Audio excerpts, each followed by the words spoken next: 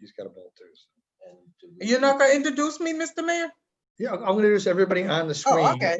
And I'll say. All right, we are live on YouTube. Thank you.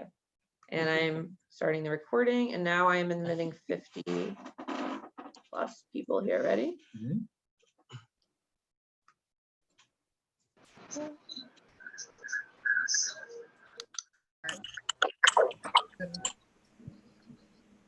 Meeting is now streaming live on YouTube.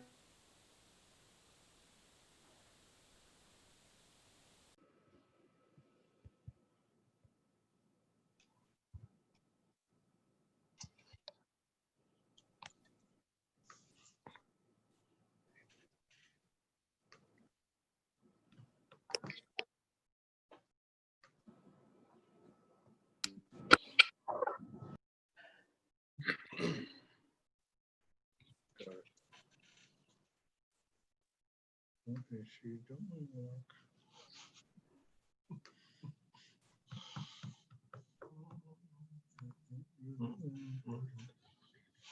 Ready?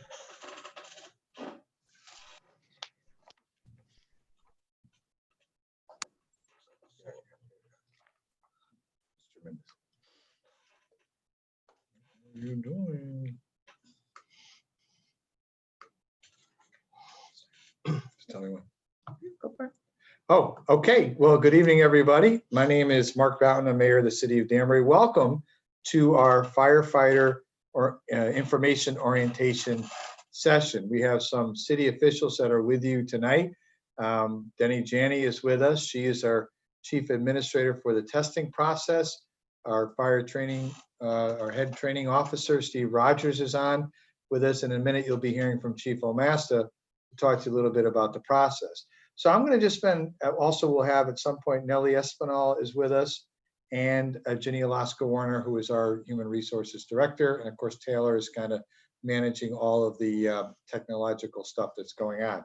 So what I thought I'd do is just kind of give you an overview quickly, then turn it over to Chief Omasta for a few welcoming words, and then we'll dive right into the slide presentation. And for me, there are a couple of takeaways that I just want to give you, a couple of pro tips on how to work your way through this process. The Danbury Fire Department is one of the best fire departments in the state of Connecticut, if not the best fire department in the state of Connecticut. We are incredibly proud of it. We're proud of the men and women who serve in our department. They have become a value-added organization within the city. The men and women of this department do just about anything and everything, because we are customer service orientated. And should you get a job as a Danbury firefighter, you will be expected to be a value-added person, to do and go above and beyond and make people smile and happy. Because typically when they're talking to a public safety person, be they firefighter or police officer, they probably aren't having the best day of their life. So we've got to understand that, we've got to own that, embrace it, and we want to make sure that we deliver excellent and outstanding customer service to our residents each and every day. So that's sort of the big picture. They're going to talk to you tonight about all the training that's involved and how the academy works.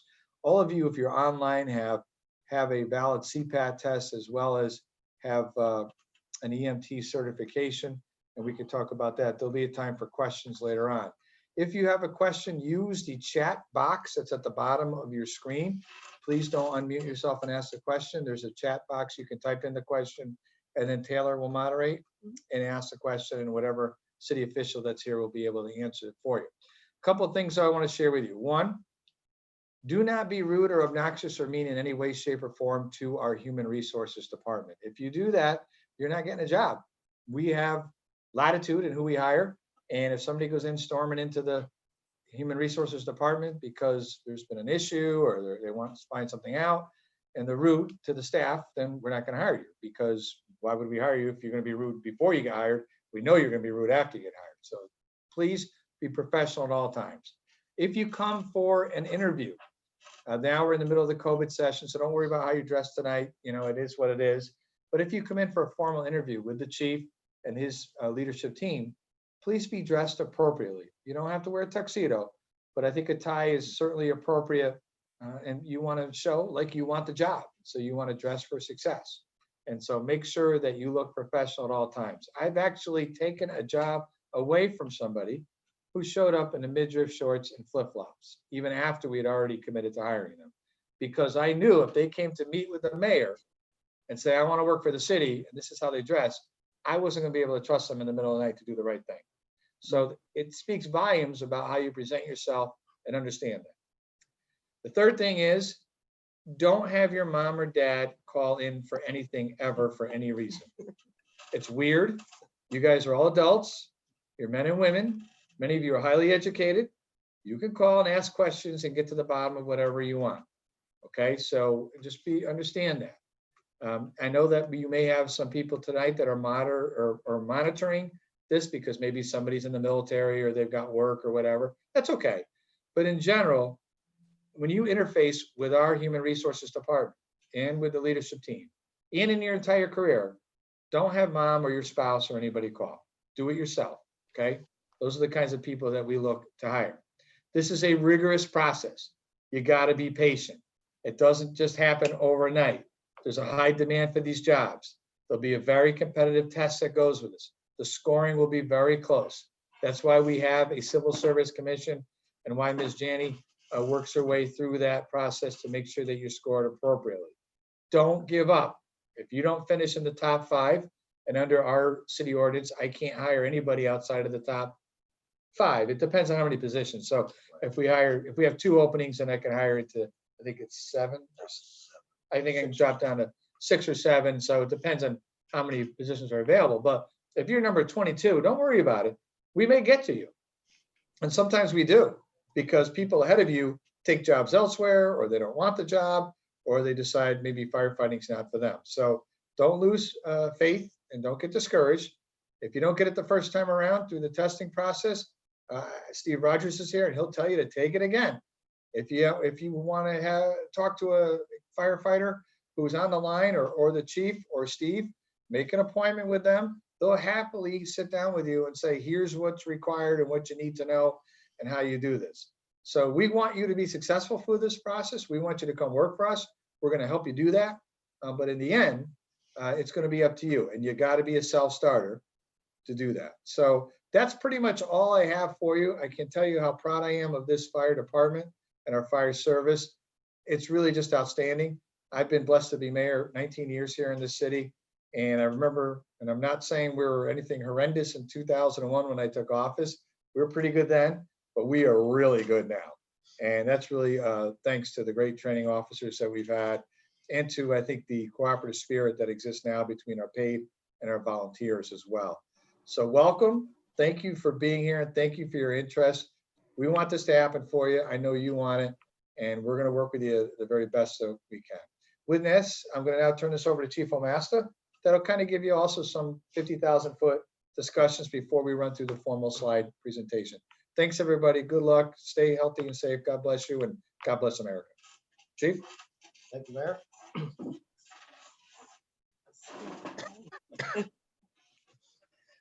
Good evening, everyone, and thank you, Mayor, for that beautiful introduction. We're very blessed to have a mayor that's very supportive of public safety and all our departments in general. He's been here, like I said, 19 years, and he's had our back. We have great personnel here. We have awesome equipment, the best equipment you can get. Our fire stations are all modern and up to speed. We have a brand new training center that under Mayor Mark Boughton, which Training Officer Rogers will talk about, and that's been a great asset for us in the region. We are very proud of our department, as the mayor said. We're the largest combination department in Connecticut, career and volunteer, and we have great personnel. Like the mayor said, it is not easy. This testing process is tough. The very first time I took a test, I did not pass it for the fire department, but I ended up chief. So don't give up hope. Just work hard, study hard, and we're going to dig right into this presentation. We have about 30 slides or so. We're going to talk about the fire department in Danbury, the city of Danbury, and the process for you as you try to start your career at the fire service. Many of you have taken tests before, I'm sure, and for some it might be the first time. But we're going to walk you through this, and you'll have plenty of time to answer questions at the end of this. The Danbury Fire Department mission statement is very simple. We protect life and property and the environment for all of our citizens in the most efficient and safe manner possible. We are very, very big on customer service in the city. The mayor demands it. Our people are tremendous at it. So customer service is only secondary to our safety of our people. So what about the city of Danbury? We're the 7th largest city in Connecticut. It's a big city, 44 square miles, and it's a big mix of suburban, urban, industrial, residential. And we have a population of about 100,000 that we serve. It's a very diverse community in many ways. As far as our special concerns as a fire department, we have a college in town, Western Connecticut State University. We have 2 campuses, downtown and the west side to protect. We have one of the busiest airports in New England, the Danbury Municipal Airport. And right next to that, we have the Danbury Mall, which is about the biggest mall in New England. We have the busiest recreational lake in the state, in Danbury, or part of Danbury. And we also have an interstate that runs right through the center of our city, and also Route 7.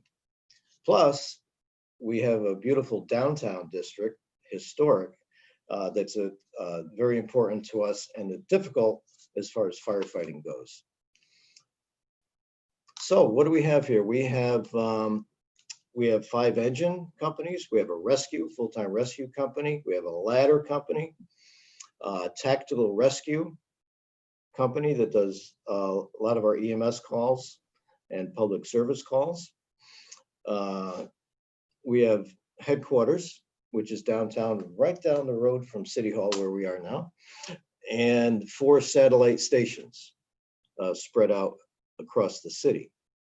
So we have a 23-man minimum every day, every night, 24/7 in the city. Right now, we're running a TAC as an extra company, so we have a 25-person minimum. We also have the 12 volunteer companies, all scattered about the city. They are in the process of combining forces and consolidating at this time. And we go next. It's right in front of me. Following you. I'm following this, okay. The overview of our department, community risk reduction, that's our fire prevention bureau. We have a very large one. We have the fire marshal and 6 deputy marshals who are tasked with code enforcement, inspections, fire prevention and education, and they investigate all types of fires as well. So that's one, it's another, we have many career paths once you get into the fire service, and the fire marshal's division is one of them. They do all the plan reviews for new construction. We also are located in a area in the state where we're regional resource, Region 5. We're part of the regional hazmat team. We have hazmat techs. Probably Steve will chime in later, maybe 40 of our personnel or more are hazmat technicians. We travel outside of the city for mutual aid, along with Torrington and Waterbury. We have a foam trailer, one of the 8 foam trailers in the state, and that's housed in our one of our stations. We have a decon unit, mass casualty units. We have a lot of regional resources, and our people are have the training, advanced training for all of that. Our fire training facility, which we mentioned earlier, is on the east side, Plum Trees Road. It was built approximately 5 years ago. It's a very modern facility with classrooms and a lot of training props. We have a burn building that's actually regional as well. A lot of area departments have utilized our Class A burn structure. And Training Officer Rogers spends time between the fire school and fire headquarters. EMS, we can't forget EMS. We are first responders in Danbury, meaning we respond with our pumps, ladder trucks, and special response units and the rescue to all types of EMS calls.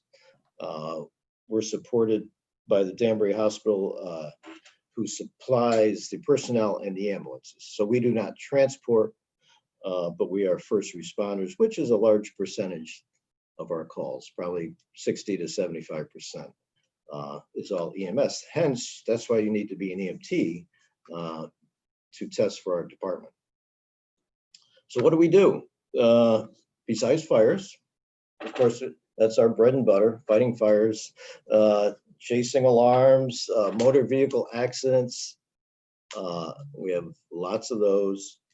Hazmat calls. Again, we mentioned we're regional hazmat. Inside the city and out.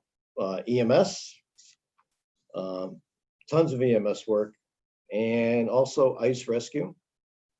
We have specialized training in ice rescue and ice rescue suits. And we also are heavily involved in technical rescue. We mentioned we have an airport. We train our firefighters. We have an airport rescue firefighting team headed up by Training Officer Rogers, and that's specialized training for our very busy airport. Along with ice rescue, water rescue. Actually, we're in the process of purchasing a fireboat, our first ever fireboat in Danbury. So we're pretty excited about that. We'll take delivery next spring. Rope rescue, trench, elevator rescues, confined space. All of this, we're trained to those levels. Of course, floods, natural disasters, wires down. We do a lot of lockouts, actually.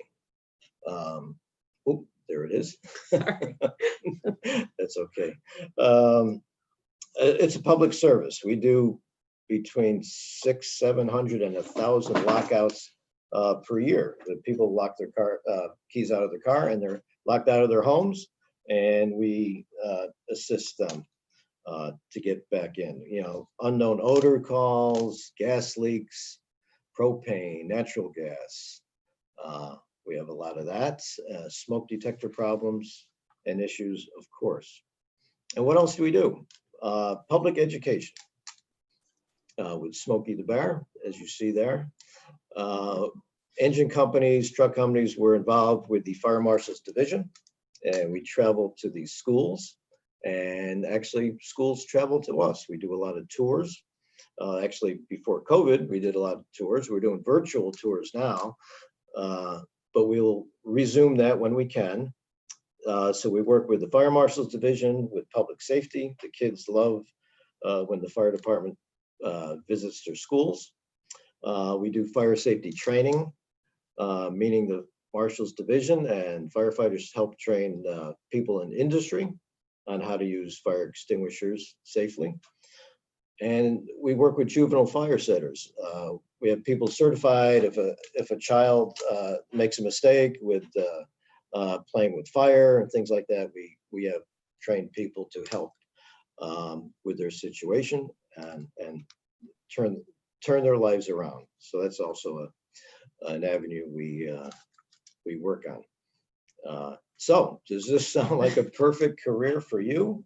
Well, it should. So here we go. Here's what you need to get started. You have to be at least 18. You need a high school diploma or equivalent. You need a valid driver's license. You need a current Connecticut or National Registry EMT cert. And you need to pass that CPAT exam, which I hope you all did. You have a chance between now and September 1 to get that under your belt if you haven't had it yet. That's a national exam sponsored by the International Association of Firefighters and Fire Chiefs, and most departments require that across the country. You have to be tobacco free. That includes chewing. And your eyesight has to be at least 20/20 corrected. And most of us can't hear now that have been in the fire service for many years. But when you start, you need to have normal hearing without the aid of hearing aids. Switch it to Denny. Yep. Oh, There you go, Denny. Hey, Thank jump you, in there. Mark. To apply for the firefighter position, you'd be utilizing the online employment application, which can be found at our website, www.danbury-ct.gov/employment. You must complete the application in its entirety, and please be aware that if you omit something or you put something in that's misleading or false, it may result in a rejection of your application. So as a point of information, you may want to have someone look over the application before you hit the submit button. Next slide, please.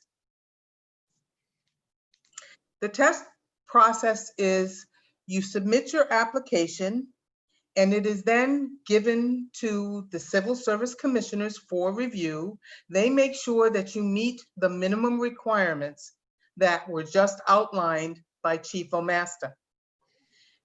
Once that's done and your application is accepted, you are invited in to take the written exam, and passing on that exam is 70 or above.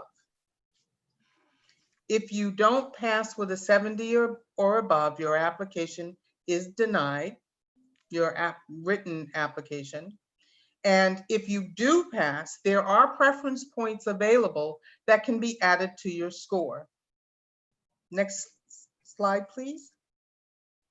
The written examination is the first step. So you pass that with a 70 or above, and any of the applied preference points, such as Firefighter 1, Firefighter 2, Veterans points, and Danbury residency points. Once you have passed that exam and the preference points have been added, you are then invited in for the fire chief interview. The fire chief and his leadership team will make a recommendation on who should be given a conditional offer of employment, and then the fun begins. We start with a psychological exam. We do a complete background investigation along with a medical examination as well as drug screening.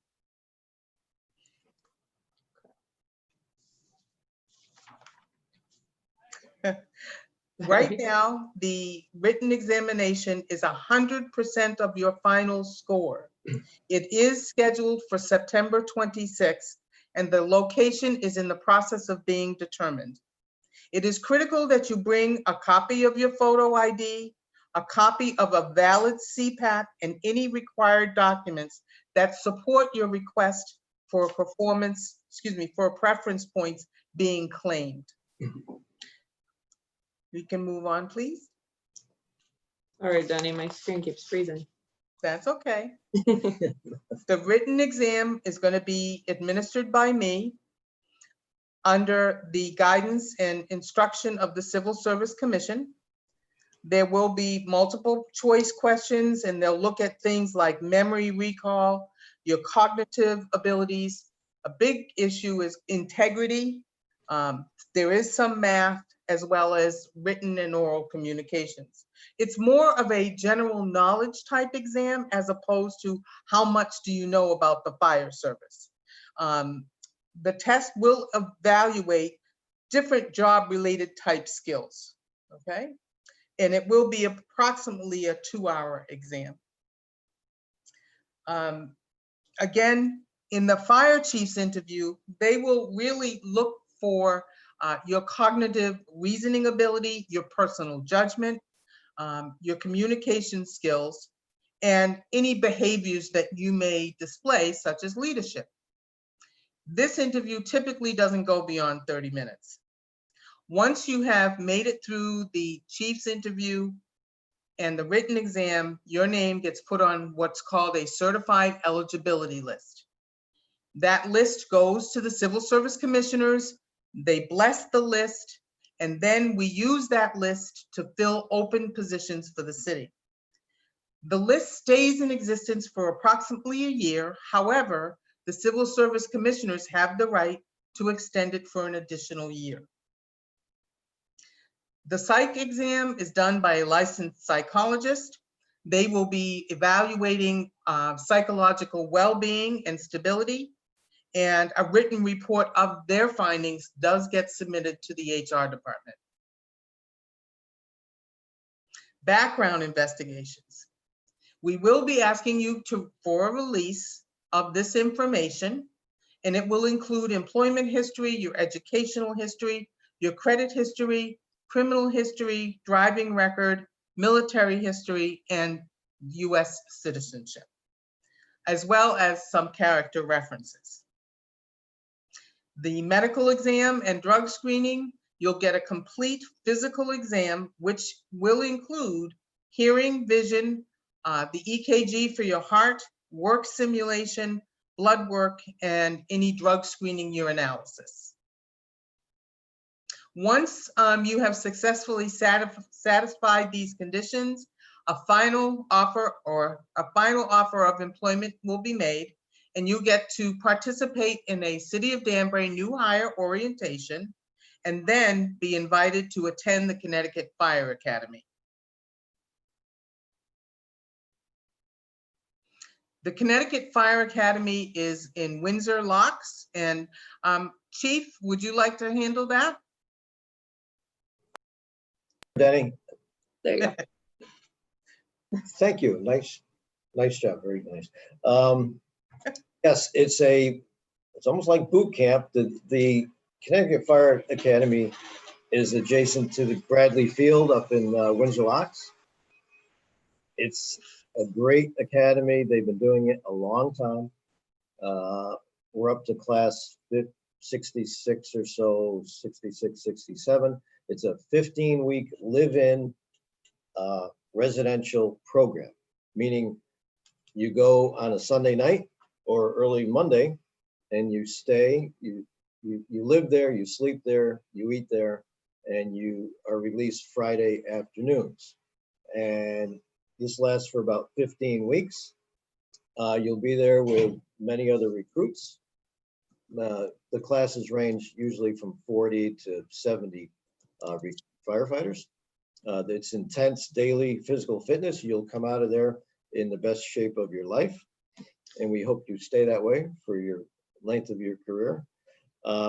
You'll come out of the academy with Firefighter 1 cert, Firefighter 2, Corps Rescue, Confined Space, and also Hazmat Ops. If you already have these certs, that's okay. You will go through it again.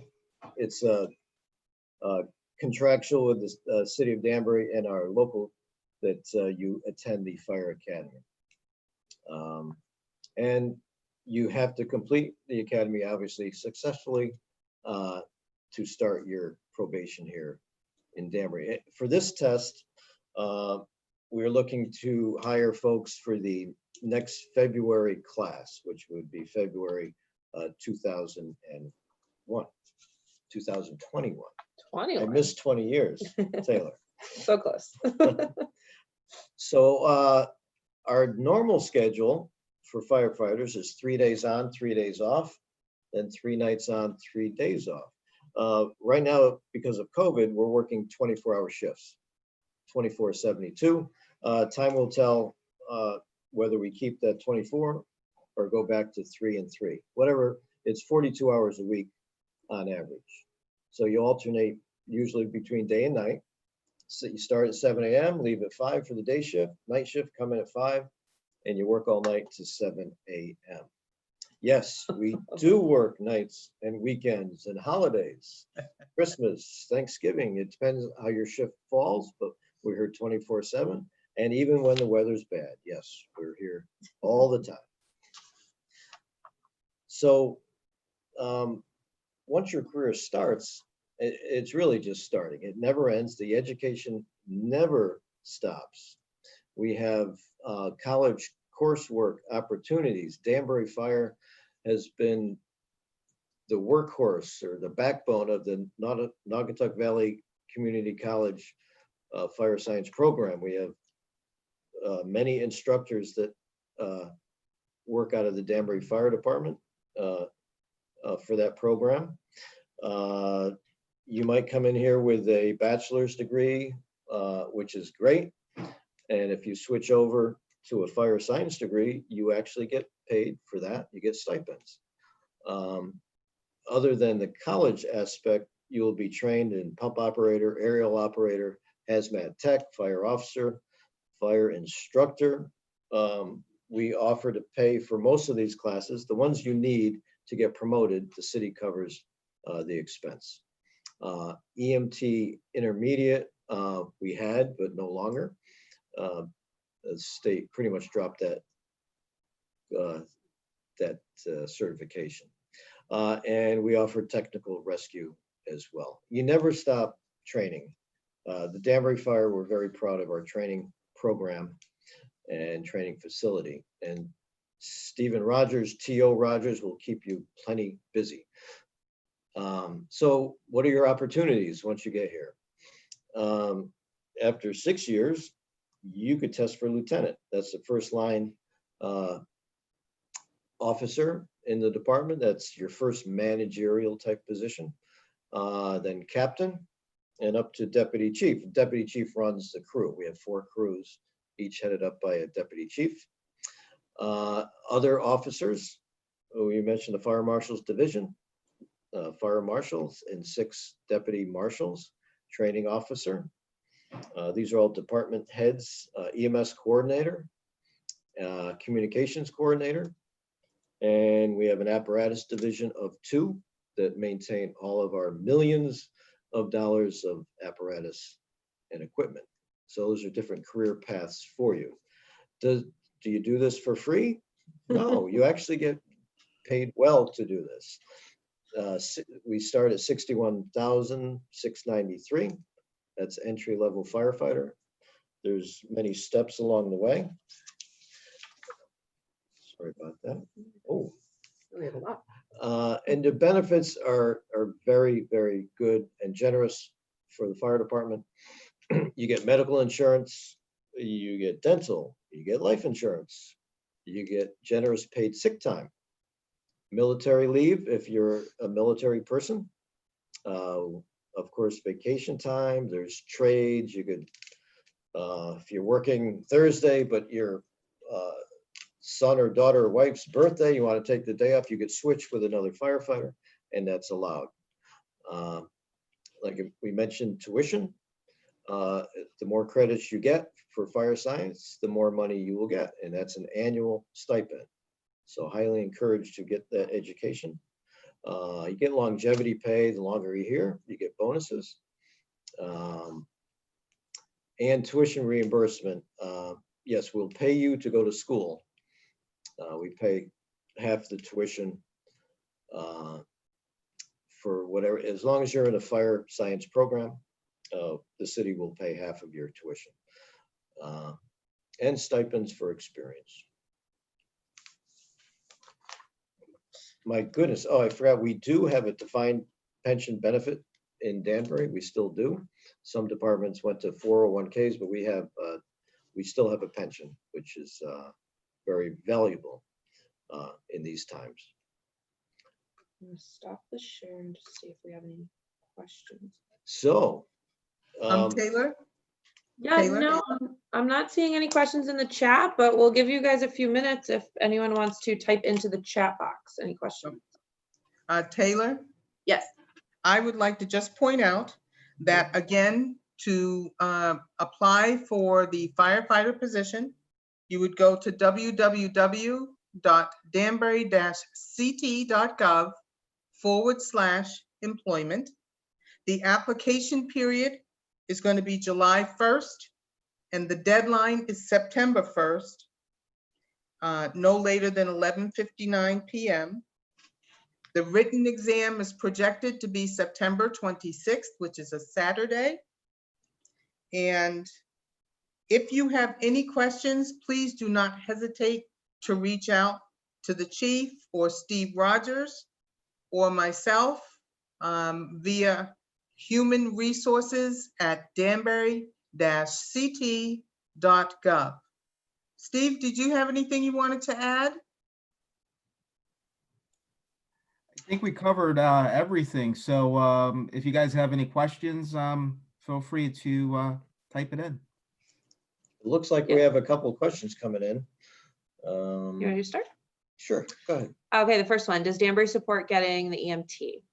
EMTP, P, yes. EMT paramedic.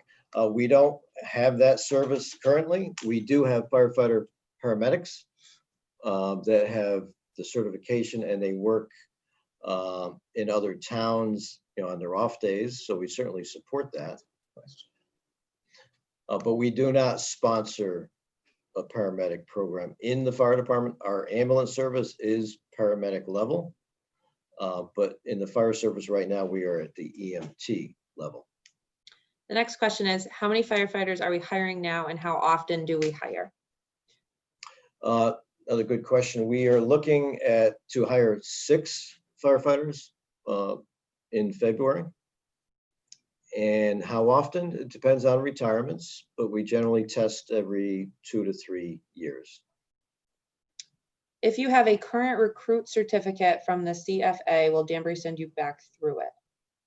If you receive that cert within 3 years, the last 3 years, you do not have to go back to the academy.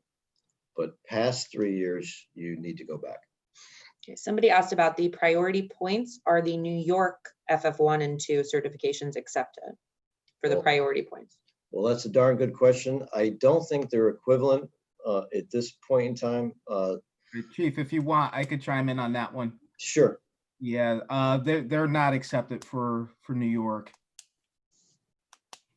Okay, and then for the New York EMT, if somebody is in the process of getting their CTMT and they currently have a New York, are they able to sign up for the test or apply? Would be the question. Denny, do you want to Denny. handle that one? That one, you have to have either a Connecticut EMT or a national EMT by application close date, Okay, that answers another question that we had as well. okay? Does Danbury have a residency requirement? We do not. No, we do not. Or a rate. We don't have a radius either at this point. The question is, without promotions, how long does it take to get max pay and what is the timing for a decision on a potential swap from 12 to 24? Sure. Take the max pay. I believe there's 6 steps for firefighter. Steve, does that sound right? Yes, I believe that is true. It's about 6 steps. And so it'll take about 6 years in total. Yep. And the timing for decision on potential swap. Oh, to swap to the 24-hour shifts. We'll know more between now, probably before you start at the academy. We'll probably have an answer on that. Okay, how do priority points work?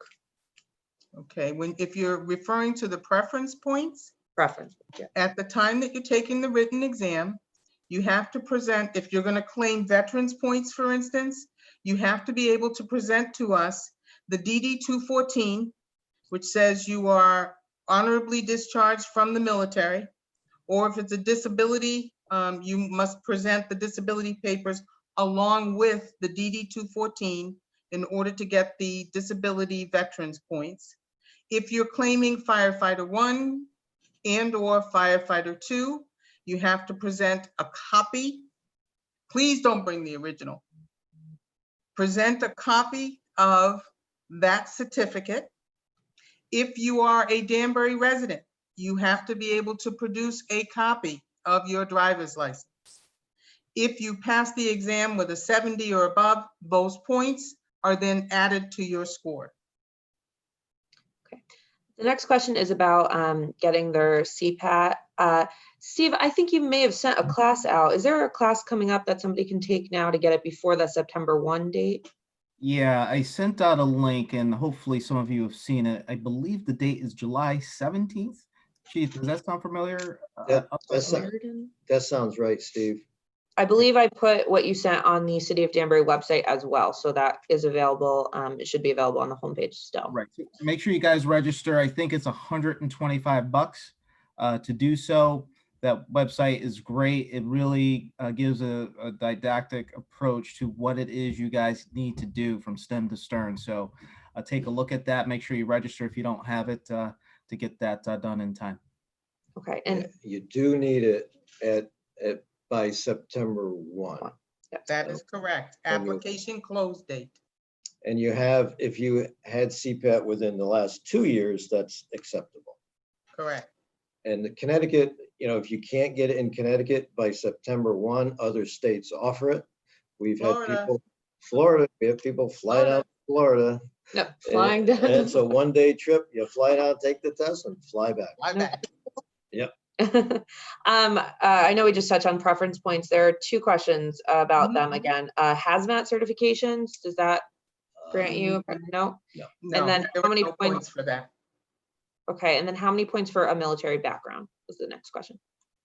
If you produce a DD 214 and you have an honorable discharge, non-disability, it's 5 points. If you are military, honorably discharged with a disability, it's 10 points. Next question, when does the application go live? July 1st. Is there a recommended EMT course to take? If they were to, would they have to have it by now for July? It'd be tough to start right now, but Steve, do you know of any running locally right now? Not so much local, but I'm aware, I think Steve Fanning, you're in one class right now, right? Steve, can you speak to that? Yeah, it's going to be starting up in, I believe it's July, and it's going to be finishing right before September 1st and the testing and stuff like that. Okay, so Steve, your email's about to get flooded. I'm just kidding. Send me the information, if you will, please, on that particular class. And then what we'll do, we'll send it up to Human Resources to make sure that you guys have the ability to participate in that class. No problem. Thank you, Stephen. You're welcome. Yeah, somebody just followed up on the military points. If they're current military members, did you say that was 10 points, Denny? If you have been honorably discharged and can produce a DD 214 Current. and it's a disability, then you get the 10 points. If you've been honorably discharged and produced the DD 214 and you're in good health, it's 5 points. And Denny, is that one time in your career for the? That is correct. You don't get it year after year as you move up through the promotional ranks. That is correct. Right, so if you use them for entry level, you cannot use them again for. Correct. Okay, and then the last one is again on the preference points. Is there a breakdown for the FF1, FF2, and residency that you can offer today? I don't quite understand the question. I think what you're asking me is how many points. I think that's what the question is. Residency points is 3. I want to say it's 5 and 5 for FF1 and FF5, FF2. I'd have to go back and look at that, but definitely it's 3 points for residency. Those, And I think it's Then one. it's 1 point for firefighter 1, 2 points for firefighter 2. thank you, Nellie. Nellie showed up for that. Thanks, Hey, Nellie. You're welcome. Thanks, right. Nelly. I think we are good. And there is a 2-year look back for, did we mention that for CPAT? Yes, you did. All right, so September 2018, anything? That's correct. Okay, Thank Is that- you.